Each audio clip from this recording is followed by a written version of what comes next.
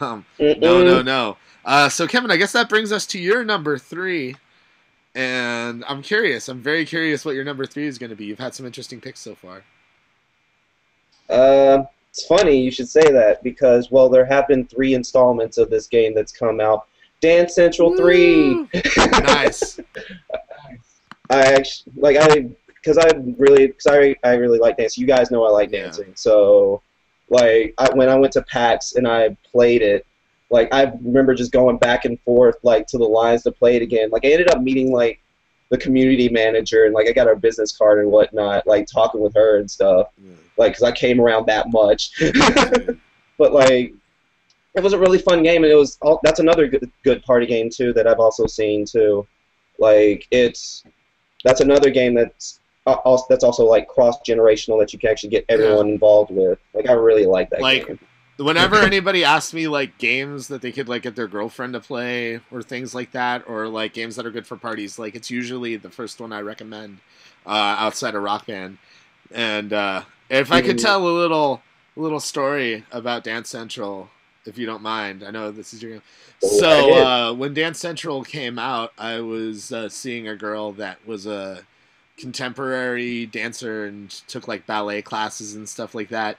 And her and her friends would come over to my office like after work and be like, just hang out and play Dance Central. So I'd have a bunch of girls like in my office like dancing around in front of me while I tried to work. It was fantastic. Those were the good old days in Blake's gaming career. But like let me tell you, it was awesome to like have girls want to come over and play video games, because I mean I know it's like, oh, there's plenty of female gamers out there, but like I don't really date gamers or anything like that. Like I date girls that make fun of me for playing video games for a living usually, because I just love the deprecation of it all, you know? No. They're just not gamers. So it's kind of nice that like, you know, there was something out there that like really piqued her interest and like made her want a game. And also like, you know, girls don't usually come over to the office either. So there you go. Right there. I think that speaks volumes. And it's just fun. I enjoy playing it myself. I have a Kinect and my own copy, and I live alone and dance all by myself in my underwear. But if I had the chance, I'd ask the world to dance, but I'd still be dancing with myself. But I'm bummed. All right. Bobby, I know that you are a sexy dancer. Yeah, I'm pretty sexy as a dancer. You know, I mean, I thought I was one of the best dancers in the gaming industry until I met Kevan, actually. I remember me and Kevan had actually a dance battle off, you know, to say who's the best dancer in the Destructoid community. He showed me up. And that's when I became friends with Kevan. It's like one of those, you're like, wow. You're my hero, Kevan. My dance hero. Yeah. I gotta say this. I think the Week in Geek crew, I think we could form like our own dance crew, and then we would be the best dance crew in the game industry. But like, yeah, oh, wow. Yes. I think Kevan would still hold the title of best dancer in the game industry.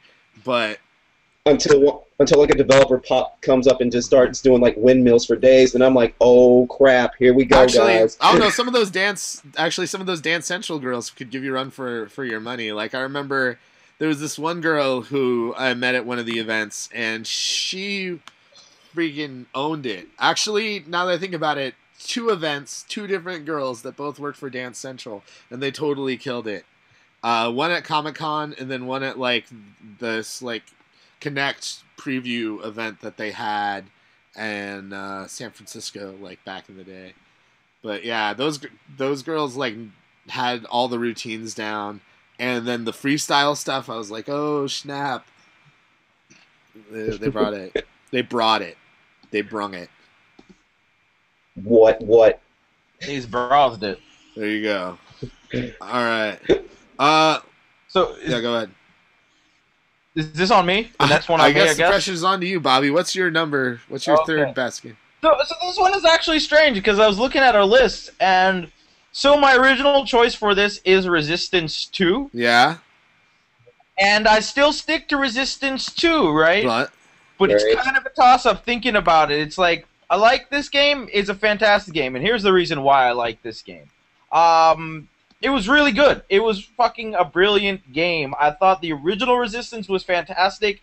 It was the first game that I played on the PlayStation 1, the original Resistance, and I thought, like, whoa, this is a really, really, really good game. Now, Resistance 2 when I played that, it was everything I wanted in Halo. Like, I loved the original Halo on the Xbox, but all the iterations afterwards, I'm like, it's like the same game, and I hate the enemies.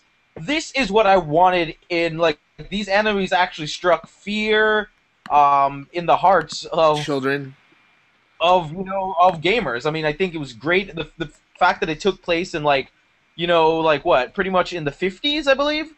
It was just it was a good game, and I mean, it was a great, compelling story mode.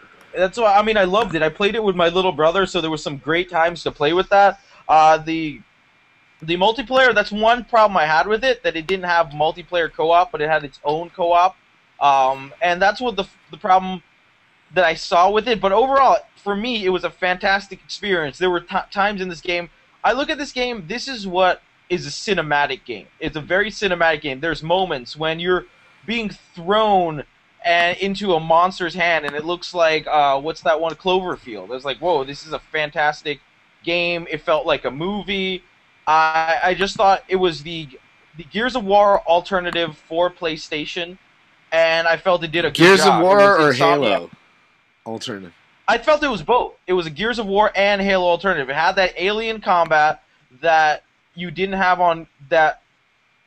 It had that dark themes of Gears of War, but it was a first-person shooter. So if I couldn't play Gears of War, I would feel happy playing this. And I really didn't like the last iterations of Halo. So Resistance 2 was that the fantastic. Golden Gate Bridge? Does this take place in San Francisco?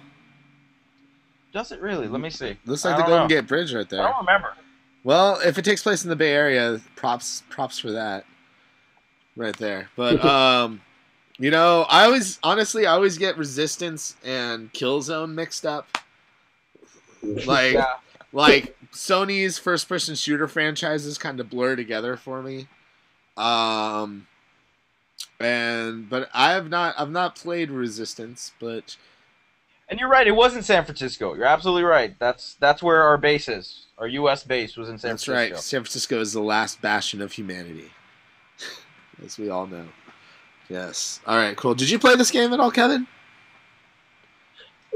Actually, no, I have not played. I haven't played 2. I played 1 like a long time ago when I was still back in college. Like I remember going over to my friend Bob's place and just we're playing PS3 and like he had Resistance and we're just like going at it. I'm like, wow, this is really cool. Is this Killzone? Like, no, dude, this is Resistance.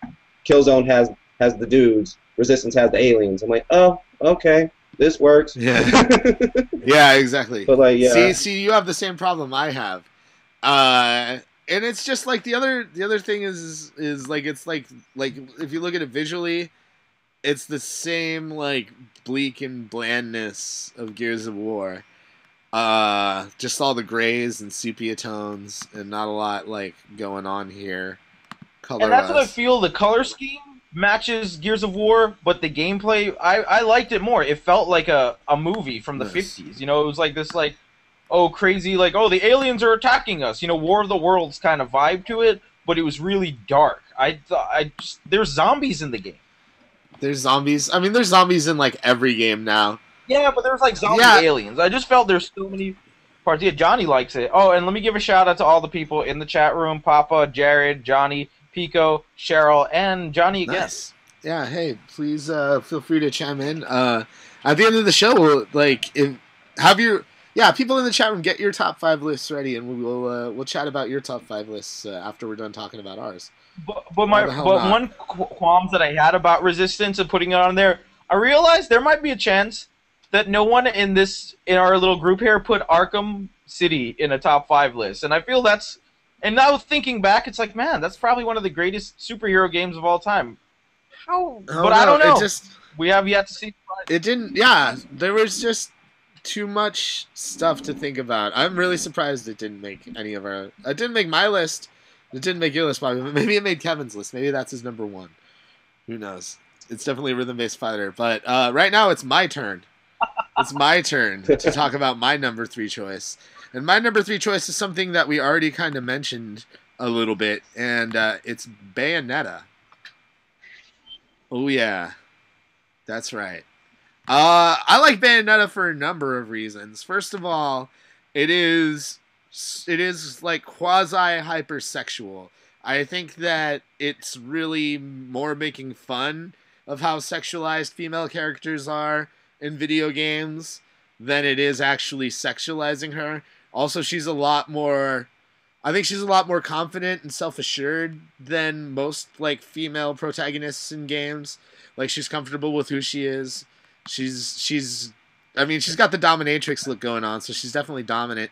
But the other thing I love about this game is the design. I mean, look at the way the enemies look and the levels are laid out. It's a gorgeous game, and I love me some hack and slash. I cannot tell you how much I love like frantic button mashing, shooting stuff action.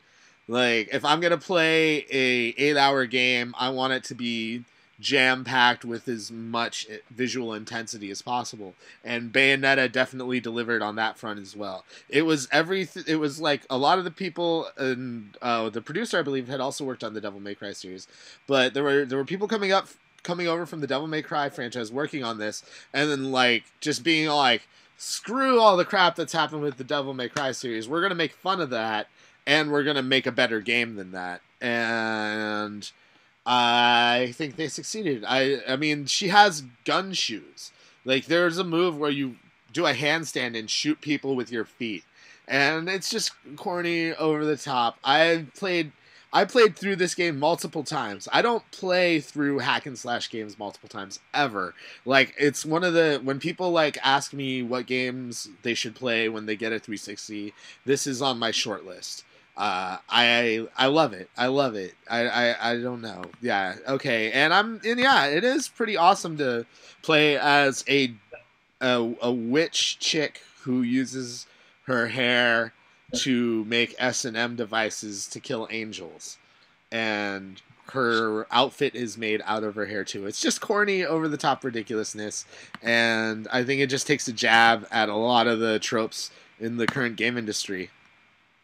So, colloquially, I'd like to refer to the game as Booty Netta. I think Booty Netta. Seriously, I have to agree with you. And I also think it's an underrated game. The level design, especially that final boss battle, it's so over the top. And all the humor, I feel there's games, so you could say she's sexualized, but all the content is so tongue-in-cheek that you know it's a joke at the same time. Like, everything is tongue-in-cheek, almost a parody of, you know, like those Image comic books with huge buff guys and scantily clad booby ladies. It's just like, it's very tongue-in-cheek on everything they're doing. And I really thought it was a fantastic game. The levels, the bosses, it's super fun. Absolutely. It's like, I actually played this on a stream with Sega, and I was like, whoa, well, this game is really underrated. It's like, it did well. It actually, I believe it won Game of the Year in like, for Eurogamer.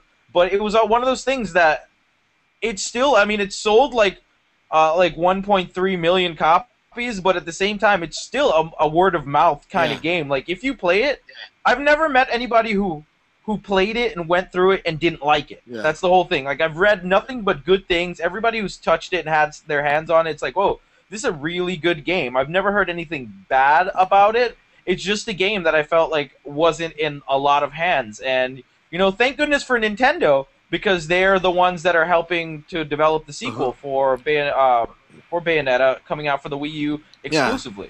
I can't wait. Yeah, it's the one thing, the one and only thing that tempts me to buy a Wii U is the fact that Bayonetta 2 is an exclusive for it. Like, when I heard that, I was like, my balls, you got me by them. Like, if I wanna play and own. But who knows if it'll come out? Yeah.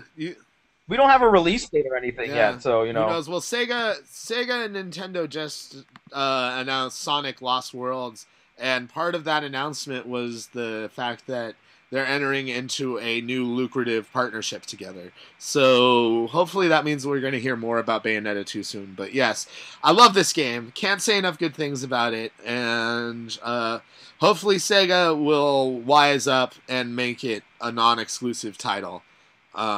Hopefully they keep it exclusive, and that allows people to buy the Wii U, and then more quality games like Bayonetta You just want to out. be vindicated in your Wii U purchase, Bobby. Yeah, well, you know what? Whatever.